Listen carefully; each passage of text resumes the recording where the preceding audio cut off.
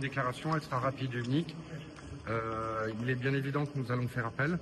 étant donné que, comme l'a indiqué le magistrat, il lui apparaît au terme de sa décision que l'indemnité de résidence n'était pas due au président,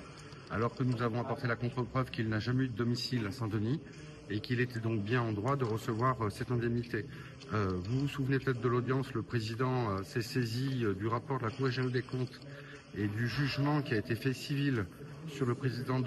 fait par la Cour des comptes contre le comptable régional, et s'est servi de cet élément qui n'était pas dans la procédure d'enquête pour venir dire que les sommes qu'aurait touchées M. Didier Robert excéderaient celles auxquelles il aurait pu prétendre, en ce que les indemnités auraient été à la fois constituées d'une indemnité de 6 jours, d'une indemnité de résidence et d'une indemnité de repas, alors même que la législation dit bien que l'indemnité qui est donnée au président englobe l'ensemble des indemnités qui sont allouées aux fonctionnaires. Donc il nous apparaît, sans même avoir pris connaissance des motifs, mais au seul sens que donne le président aux motifs qu'il énonce dans son délibéré, qu'il y a manifestement une erreur d'appréciation des circonstances de l'espèce, mais également et surtout, sur le fond en tout cas, une erreur évidente de droit dans l'application des règles de droit administratif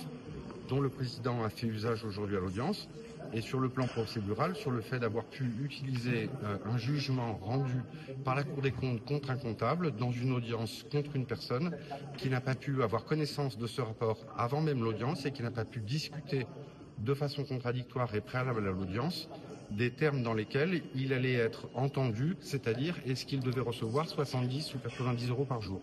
Il semble que ce soit cet aspect sur lequel la juridiction s'est prononcée. Donc bien évidemment, nous en faisons appel. L'appel est suspensif et nous nous retrouverons donc pour cette même affaire prochainement devant la Cour d'appel.